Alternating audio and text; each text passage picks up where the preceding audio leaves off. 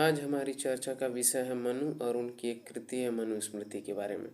तो देखिए, सनातन धर्म में ऐसा कहा जाता है कि मनु और उनकी पत्नी शतरूपा से ही पूरी सृष्टि की उत्पत्ति हुई है। तो हम जो भी मनुष्य हैं, जो भी मानव हैं, उनकी उत्पत्ति हुई है मनु और शतरूपा से। तो मनु से उत्पत्ति के कारण ही हमें मनुष्य कहा जाता है या मानव कहा जाता है।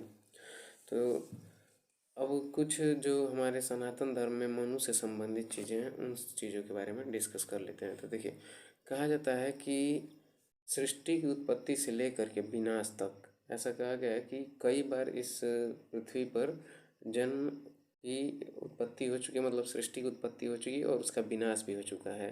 ठीक है, तो विनाश जब भी होता है तो जल प्रलय के माध्यम से होता है। और सृष्टि की उत्पत्ति से लेकर के विनाश तक के काल को कहा जाता है मनवंतर। अब एक मनवंतर में 4 युग होते हैं। सतयुग, त्रेता, द्वापर और कलयुग, 4 युग होते हैं। अब तक देखिए, जो 14 मनु हुए हैं, उन 14 मनुओं में ये जो काल चल रहा है, ये वैवस्वत मनु का काल चल रहा है, मतलब ये वैवस्वत मनवंतर चल रहा है। ठीक है, तो सनातन धर्म में टोटल 14 मनुओं के बारे में बताया गया है। ऐसे ही जैन धर्म में 14 कुलकरों के बारे में बताया गया है। ठीक है, तो अब ये 14 मनु जो हैं, उन्हीं मनु में से एक मनु है वैवस्वत। तो वैवस्वत मनु का काल चल रहा है इस समय। और वैवस्वत मनु जो उनका नाम पड़ा, वैवस्वत मनवंतर जो नाम पड़ा इस मनवंतर का, वो इस वजह से पड़ा क्योंकि वो जो मनु है उनका नाम विवस्वान था, विवस्वान मनु। अच्छा, मनु को स्वयंभू भी कहा जाता है। स्वयंभू का तात्पर्य क्या होता है? तो स्वयं और भू, भू मतलब होना, स्वयं माने खुद से, जो खुद से उत्पन्न हुआ है, जो खुद से हुआ है, उसी को क्या कहते हैं? स्वयंभू। तो इसीलिए मनु को आदि पुरुष भी कहा जाता है या आदि देव भी कहा जाता है। उन्हीं को प्रथम पुरुष माना जाता है सनातन धर्म के अकॉर्डिंग। ठीक है, अब जो मनु की कृति है मनुस्मृति, अब उसके बारे में हम लोग देखेंगे, मनुस्मृति के बारे में डिस्कस करेंगे। तो मनुस्मृति जो है वो 12 अध्यायों में लिखी गई है। ठीक है, और उसमें कुल 2694 श्लोक्स हैं। तो मनु के बारे में ऐसा मनुस्मृति के बारे में ऐसा कहा जाता है कि मनुस्मृति को सबसे पहले मनु ने कहा। मनु ने किससे कहा? तो नारद से कहा। नारद ने उसे मार्कंडेय से कहा। मार्कंडेय ने मनुस्मृति को फिर समुति भार्गव से कहा, और फिर समुति भार्गव ने भृगु से कहा। और भृगु ही जो हैं, उन्होंने ही संकलन किया है इसका, मतलब मनुस्मृति के संकलन करता कौन है? तो भृगु हैं। भृगु मनुस्मृति के संकलन करता है। आगे देखिए, अब जो मनुस्मृति की जो पहली थियोरी है, वो राज्य की उत्पत्ति की दैवी सिद्धांत है। राज्य की उत्पत्ति का दैवी सिद्धांत बताते हुए मनु कहते हैं कि जो राज्य की उत्पत्ति हुई है वो दैवी सिद्धांत, उसका थ्योरी देते हैं। तो उसमें कहते हैं कि प्राकृतिक अवस्था जब थी, मतलब कि जब सृष्टि की उत्पत्ति हुई तो प्राकृतिक अवस्था थी। तो प्राकृतिक अवस्था के समय क्या हुआ कि अराजकता फैल गई, मतलब मत्स्य न्याय फैल गया। अब मत्स्य न्याय का मतलब क्या होता है कि मत्स्य मतलब मछली, तो मत्स्य न्याय मतलब कि बड़ी मछली जो होती है वो छोटी मछली को खा जाती है। तो इसी तरह से जो मजबूत होता था, ताकतवर होता था, वो अनैतिक तरह से या फिर गलत तरीक़ों से ज़बरदस्ती शोषण करता था कमज़ोर लोगों का। तो मत्स्य न्याय फैल गया या अराजकता जब फैल गई, तो ईश्वर ने क्या किया?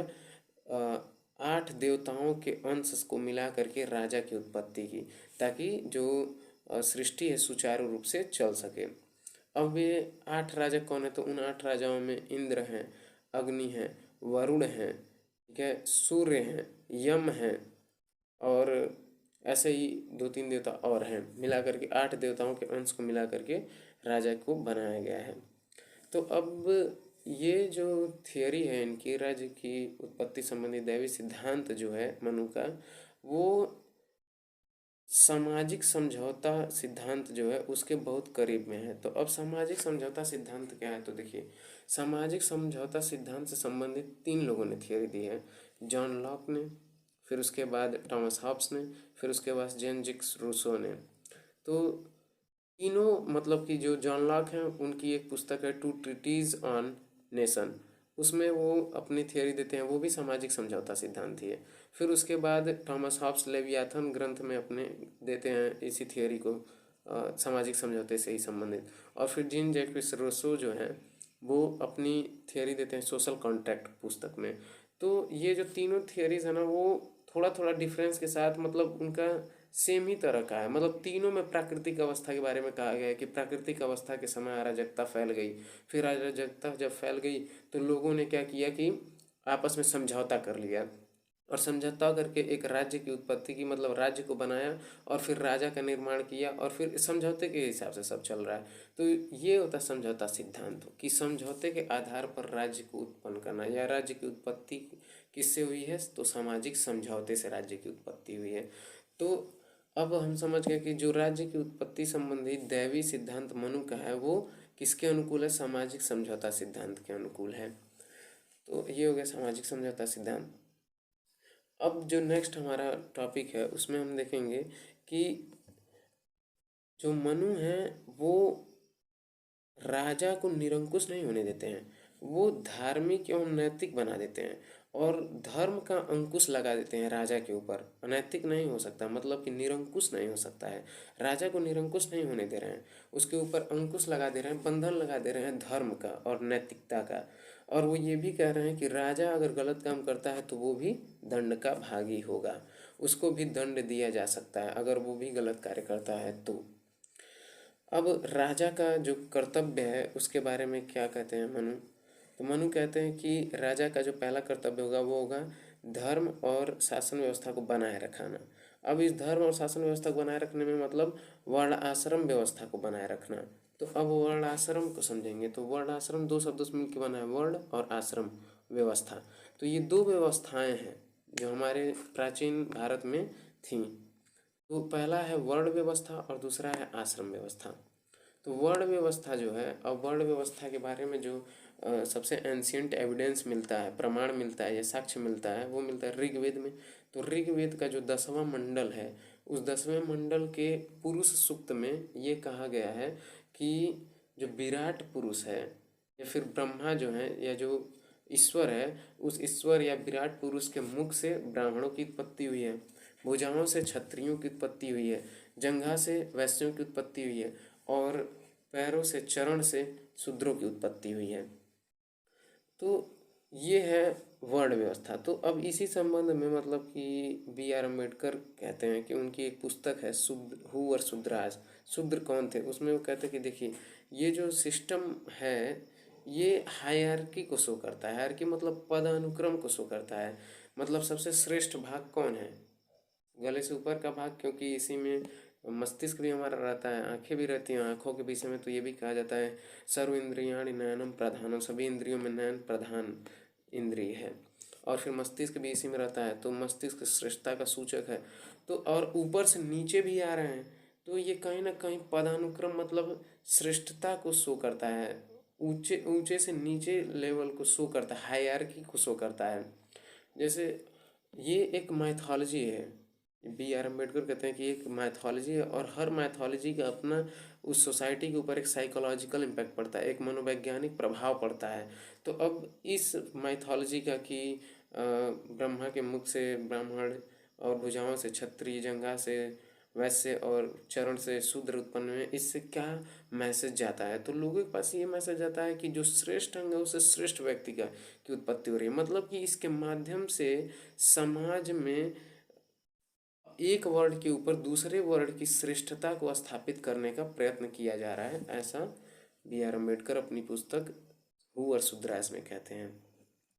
उसी में अब हु और शूद्रास आ ही गया तो इस पर 2 मिनट बात कर लेंगे कि हु और शूद्रास, शूद्र कौन थे। उसमें वो सिद्ध करने का प्रयत्न करते हैं कि अ, जो शूद्र हैं वो शूद्र एक्चुअल में शूद्र नहीं, वही क्षत्रिय थे। मतलब वो ये कहते हैं कि देखिए जो पुरुष सूक्त है, जो 10वां मंडल है ऋग्वेद का, वो तो बाद में जोड़ा गया है।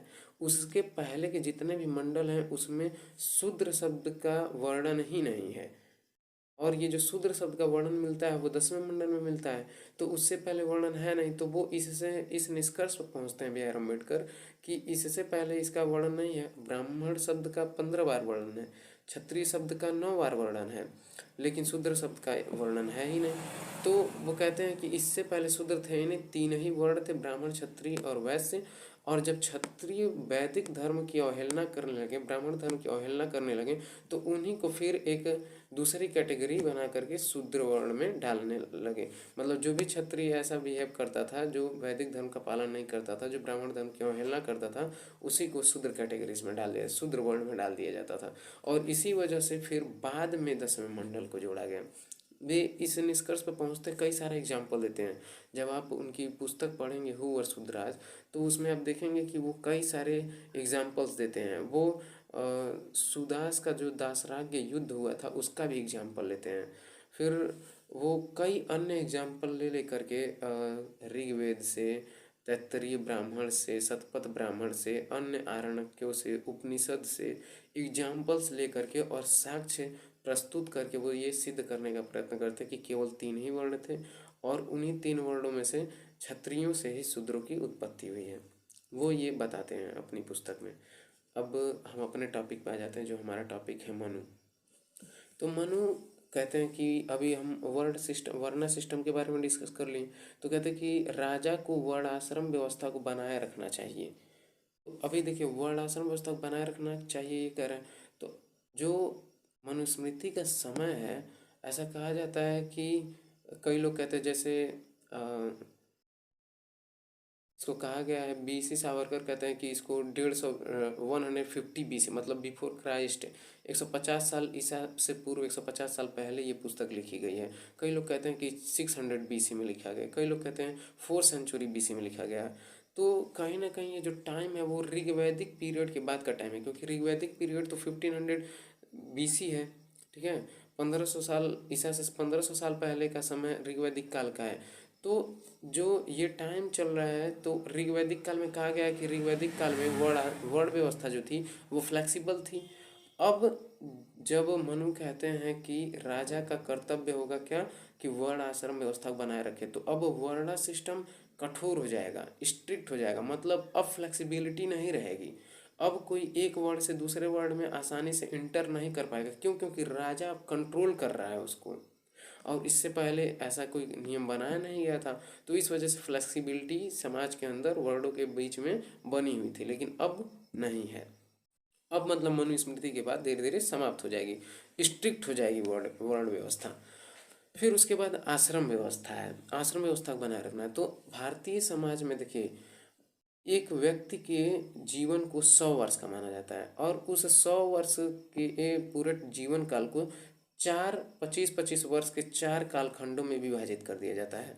1 से लेकर के 25 तक, फिर 25 से लेकर के 50, फिर 50 से लेकर 75, फिर 75 से लेकर 100 तक। तो 0 से लेकर जो 25 वर्ष की आयु है, मतलब जो प्रारंभिक अवस्था है, उसमें ब्रह्मचर्य आश्रम उसको कहा जाता है, 0 से लेकर के 25 वर्ष की आयु में। अब ब्रह्मचर्य अवस्था में क्या होता है, तो ब्रह्मचर्य अवस्था में ज्ञान अर्जित करना होता है। बच्चे आश्रम में जाते थे और वहाँ से गुरुकुलों में जाते थे और गुरुकुलों से ज्ञान प्राप्त करते थे। फिर जो दूसरी व्यवस्था है, जब 25 वर्ष की आयु पूरी कर लेते तो 25 से 50 के बीच में गृहस्थ व्यवस्था में, मतलब उनकी शादी ब्याह इत्यादि होता था, और फिर वो गृहस्थ आश्रम में रहते थे। फिर जब 50 साल की आयु पूरी हो जाती थी, तो 50 से 75 के बीच में वानप्रस्थ आश्रम, मतलब कि अब वो उन्हें ज़्यादा मतलब नहीं रहेगा, अब वो बैठे रहेंगे, ज़्यादा गृहस्थी में नहीं रहेंगे, अब धीरे धीरे गृहस्थी से दूरी बन रही है। ये वानप्रस्थ अवस्था होती है 50 से 75 तक। फिर 75 से लेकर के 100 तक वो क्या होते थे, संन्यास आश्रम, मतलब कि अब वो सन्यासी बन जाएंगे, अब जंगलों में चले जाएंगे, अब केवल और केवल भगवान में लीन होने का बात होगी, मतलब कि अब भगवत चिंतन होगा। ठीक है, तो इस तरह से आश्रम व्यवस्था बनाए। तो राजा का पहला कर्तव्य क्या है कि मतलब राज्य में शासन व्यवस्था बनाए रखे और वर्णाश्रम व्यवस्था को बनाए रखे, धर्म को बनाए रखे, देश में जो उसका देश है उसमें धर्म को बनाए रखे। फिर राजा के कर्तव्य में बताते हुए कहते हैं कि राजा का कर्तव्य क्या है, तो प्रजा की रक्षा करना, मतलब दूसरे देश अगर कोई आक्रमण कर रहा है राजा, तो उससे प्रजा की रक्षा करना, और सैन्य व्यवस्था को भी बनाए रखना, शस्त्रागारों का निर्माण करना, मतलब शस्त्र रखने वाले स्थानों का निर्माण करना, दुर्गों का निर्माण करना। ये भी राजा का कर्तव्य है कि दुर्ग का निर्माण करें, ताकि आसानी से कोई देश में आकर के आक्रमण न कर सके। ठीक है, दुर्गों का निर्माण करना। फिर राजस्व वसूलना, तो राजस्व वसूला जाता था उस समय भी। तो ये हमारी जो सोसाइटी थी उस समय एग्रेरियन सोसाइटी थी, अभी भी मतलब एग्रेरियन ही। तो एग्रेरियन सोसाइटी थी, तो जो भी फसल होता था उसका 6वां भाग या 8वां भाग या 10वां भाग, या फिर कभी कभी आपातकालीन स्थिति में चौथा भाग भी फसल का लिया जाता था। तो ये हो गया राजा के कर्तव्य। अब आगे जो हम लोग मंडल सिद्धांत जो है उसको आगे डिस्कस करेंगे।